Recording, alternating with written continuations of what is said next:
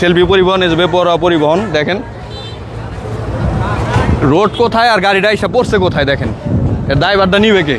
বেপরোয়া গতিতে নিয়ন্ত্রণ হারিয়ে খাদে পড়েছে সেলফি পরিবহনের একটি বাস। এতে একজন যাত্রী নিহত হয়েছেন, আহত হয়েছেন আরো বেশ কয়েকজন। সেলফি অনেক স্পিড আসতেছে, আসার পরে আমি বললাম কে রে সেলফিটা থামায় না কে পরে ও দেখলাম যে এই পিলের কাটিং দিল, কাটিং দেওয়ার পরে দেখেন এই পিলে আসেন, কাটিং দেওয়ার পরে ওর স্পিডটা অনেক থাকার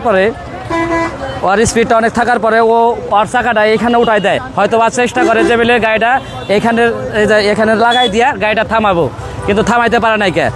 এখানে গাড়ির চাকাটা যাওয়ার পরে এই সামনের এই সাইডটা উঁচা হয়ে যায়, আমি ওইখানে দাঁড়াই না, এই সাইডটা উঁচা যাওয়ার কারণে ও গাড়িটা লাফ দেওয়ার পরে সরাসরি আমি দেখলাম যে গাড়িটা বিমানের মতন উড়ে যেতেছে। আমি সরাসরি দেখলাম গাড়িটা বিমানের মতন উড়ে যায় যে ওইখানে লাগার পরে ওইখানে লাগার পরে অনেক বড় একটা শব্দ হয়, ওই ডাইন সাইডের চাকাটা ব্রাস্ট হয়ে যায়। আমরা সবাই আতঙ্কিত হয়ে যাই, এখানে অনেক ধোয়া বের হয়। মিনিমাম 50-60 জন সিএনজি ভাই ব্রাদার আসলো, আমরা সকলে নিচে যাই এই যাত্রীগুলারে উদ্ধার করে গিয়ে হাসপাতালে 40-45 জন এই লোক উঠাই দেই, হাসপাতালে পাঠাই দেই সিএনজিতে বা অটোতে, এরকম উঠাই দেই।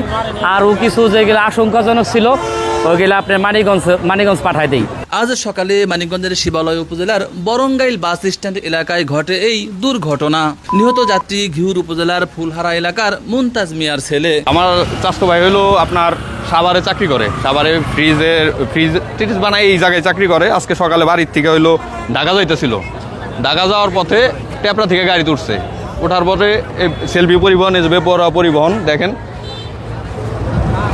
রোড কোথায় আর গাড়িটা এসে পড়ছে কোথায় দেখেন এর ড্রাইভারটা নিবে কে।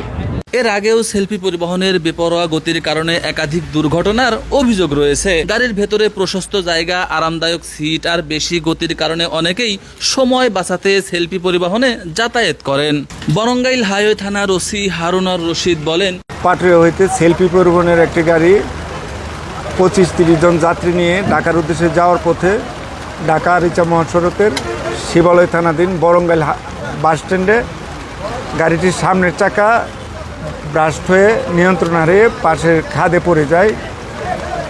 ইহাতে গাড়ির যাত্রীদের মধ্যে 10-12 জন আহত হয়। হাসপাতালে নেওয়ার পরে একজন মারা যায়। তো গাড়ি উদ্ধারের চেষ্টা করতেছি, আমাদের হাইওয়ে পুলিশের রেকারদের দ্বারা এটা উঠানো সম্ভব না। তবে বেপরোয়া গতির কারণে এই পরিবহন নিয়ে যাত্রীদের মধ্যে রয়েছে নানা অভিযোগ। অনেকেই সেলফি পরিবহনকে মৃত্যু ফাঁদ হিসেবে চিহ্নিত করেছেন। রাস্তা বেরো হলো বালু পারে খালি, মানে এই দিক থেকে ওই দিকে, আবার গাড়িগুলো ওভারটেকও করে ওরা সঠিক গাড়ি চালায় না, মালিকও ভালো না, ড্রাইভারগুলো ভালো না।